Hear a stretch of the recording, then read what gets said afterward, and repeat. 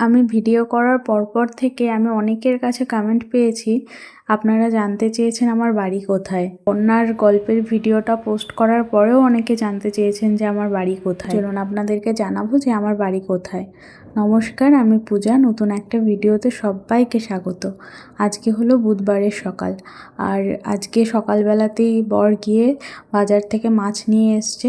আজকে মাছের বাজারে গিয়েও বলছে 4 থেকে 5টা মাছ নিয়ে মাছওয়ালা বসেছে বিক্রি করতে। তো জিজ্ঞাসা করেছে যে এত কম মাছ কেন? তো বলছে যে কেউ খাচ্ছে না, তাহলে মাছ এনে কি করব, সেই জন্য আর বসে না। আর আগের দিন মানে মঙ্গলবার দিন বিকেলে মাছ কিনতে গিয়েও মাছ পাইনি, না হলে এখানে সকাল বিকেল 2 টাইমই মাছের বাজার বসে। যাই হোক, বুধবার সকালে গিয়ে মাছটা অন্তত পাওয়া গেছে। এখানে শ্রাবণ মাসে সত্যি মাছ মাংস খাওয়াটা একটু কষ্টেরই ব্যাপার। হন্যে হয়ে খুঁজে খুঁজে বেড়াতে হয় যে কখন পাওয়া যাবে বা কোথায় পাওয়া যাবে। আমাদের না দুটো বাড়ি, একটা অজয় নদীর কাছে আর একটা অজয় নদী থেকে একটু দূরে ডাঙাতে। ওখানে বন্যা হয় না। দুটো বাড়ি দুটো আলাদা আলাদা গ্রামে। তো অজয় নদীর কাছে যে বাড়িটা, সেই বাড়ির গ্রামের নাম হচ্ছে কুড়োল আর পল্লীশ্রী। অনেকেই হয়তো শুনেছেন, কুড়োল আর পল্লীশ্রী একই জায়গা, কিন্তু দুটো আলাদা আলাদা গ্রাম। কুড়োল বললে অনেকেই চেনে না, কিন্তু পল্লীশ্রী বললে অনেকেই চেনে। আর ডাঙাতে যে বাড়িটা আছে আমাদের, সেটা হচ্ছে মোরবাদ। সেই গ্রামটারও আর একটা নাম আছে, একটা ছোড়া কলোনি। আর আমরা যে পাড়াটাতে থাকি সেই পাড়াটা হচ্ছে মোরবাদ নাম। আমার জন্ম থেকে শুরু করে ক্লাস 8 পর্যন্ত আমি কুড়োলের বাড়িতেই থাকতাম। কিন্তু কুড়োলের বাড়িটা আমাদের যেটা হাই স্কুল ছিল, সেই হাই স্কুল থেকে অনেকটাই দূরে ছিল। আধ ঘন্টা সাইকেলিং করে তারপরে যেতে হতো স্কুল। আর আমাদের ওই গ্রামে সেরকম কোনো টিউশনও ছিল না, তো পড়াশোনার ভীষণ অসুবিধা ছিল।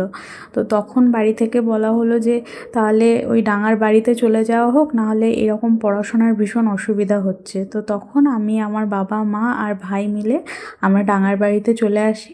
আর আমার দাদু ঠাকুমা কাকারা ওই বাড়িতেই থাকতো। দাদু কাকারা ওই বাড়িতেই থাকে, কিন্তু আমরা থাকি না। আমরা এখন বেড়াতে যাই মাঝে মাঝে। কিন্তু ছোটবেলার বেশিরভাগ সময়টুকুই যেহেতু ওই গ্রামে কাটিয়েছি, তাই ওই গ্রামের প্রতি আমার টান ভীষণ। আমরা যখন কুড়োলের বাড়িতে থাকতাম তখন আমাদের জয়েন্ট ফ্যামিলি ছিল। পরিবারে আমাদের জেনারেশনের প্রথম মেয়ে আমি।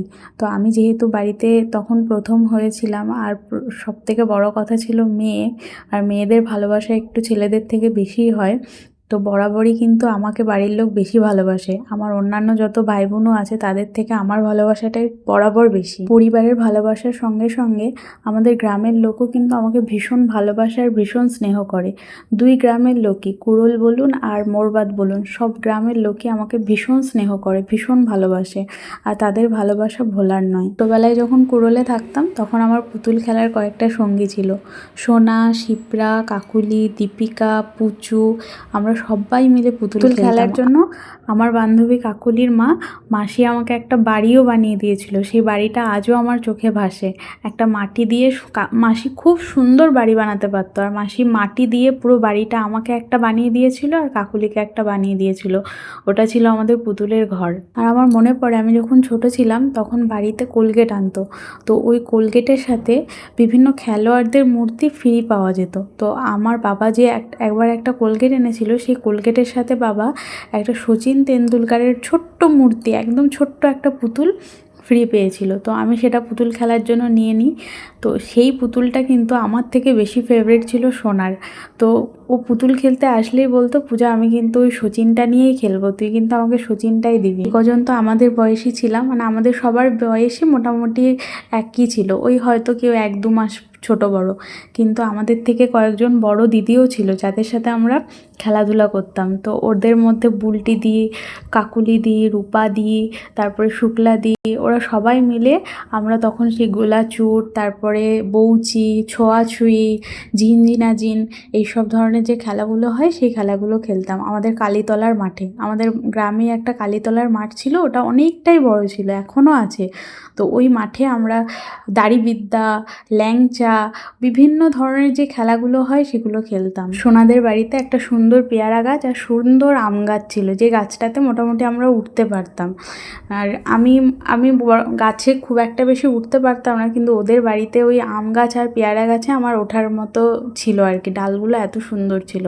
তো ওদের ওই গাছগুলোতে আমরা গাইচ্ছা মাইচ্ছা খেলতাম, মানে যে চোর থাকবে সে যদি বলে গাইচ্ছা তাহলে গাছে উঠতে হবে, আর যদি বলে মাইচ্ছা তাহলে মাটিতে নামতে হবে। সেই হট করে লাফিয়ে পড়তাম গাছ থেকে, আবার সঙ্গে সঙ্গে যখনই গাইচ্ছা বলতো তখন আবার উঠে পড়তাম। মানে সে এক অন্যরকম দিন। আমি সেই দিনগুলো আজ পর্যন্ত ভুলিনি, আর কোনো দিনও ভুলবো না। আমার আর একটা বান্ধবী ছিল কুটি, কুটির দিদির নাম বেলি। তো কুটি আর বেলি দিদিদের বাড়িতে আমরা কিতকিত খেলতে যেতাম। আজকে আমাদের লাঞ্চে ছিল বাঁধাকপির ঘন্ট মাছের মাথা দিয়ে, আর মাছ দিয়ে আলু টমেটো দিয়ে মাছের ঝোল, আর কচু গাঁঠি দিয়ে মাছের তরকারি, আর মাছের টক। পরে যখন প্রাইমারি স্কুলে ভর্তি হলাম তখন বন্ধুত্বের সার্কেলটা একটু বড় হলো, কারণ বিভিন্ন পাড়া থেকে স্কুলে পড়তে আসতো, তো তাদের সাথেও আমাদের পরিচয় হলো। ওর মধ্যে সুপর্ণা, নিবেদিতা, শঙ্করী, মুনমুন, কবিতা, মিঠু, সুপ্রিয়া, আরও অনেকে। এছাড়াও আমার অনেক ছেলে বন্ধুও ছিল তখন। তারপর যখন হাই স্কুলে ভর্তি হলাম তখন বন্ধুত্ব সার্কেলটা আরও বেড়ে গেল, আরও অনেকটাই বড় হয়ে গেল। পরে একদিন আমার হাই স্কুলের বন্ধু বান্ধবী যারা ছিল তাদের গল্প বলবো। সরি, ছিল বলাটা ভুল হলো, আছে। এখনও তারা বন্ধু আছে, তখনও তারা বন্ধু ছিল সবাই, আর সারা জীবন বন্ধু হয়েই থাকবে। যেহেতু ফেসবুক, হোয়াটসঅ্যাপ, ইনস্টাগ্রামের দিন, তো আমরা কিন্তু সহজেই আমাদের বন্ধুদের কাছে পৌঁছে যেতে পারি। আমার সাথেও আমার সব বন্ধু বান্ধবীর সম্পর্ক টিকে আছে এই মাধ্যমগুলোর মধ্য দিয়েই। এই মাধ্যমগুলো যদি না থাকতো, হয়তো থাকতো কিছু বন্ধু বান্ধবীর সাথে যোগাযোগ, কিন্তু সব বন্ধু বান্ধবীর সাথে যোগাযোগ রাখাটা সম্ভব হয়ে উঠতো না। সোশ্যাল মিডিয়া যোগাযোগ রক্ষার মাধ্যম হিসাবে যে কাজ করে, এটা কিন্তু খুব পজিটিভ একটা দিক। আমরা আমাদের কাছের মানুষদের কাছে খুব সহজেই পৌঁছে যেতে পারি এই মাধ্যমগুলোর মাধ্যমে। আজকের মতো টাটা সবাইকে, সবাই ভালো থাকবেন। এর একটা ভিডিওতে আবার সবার সাথে কথা হবে।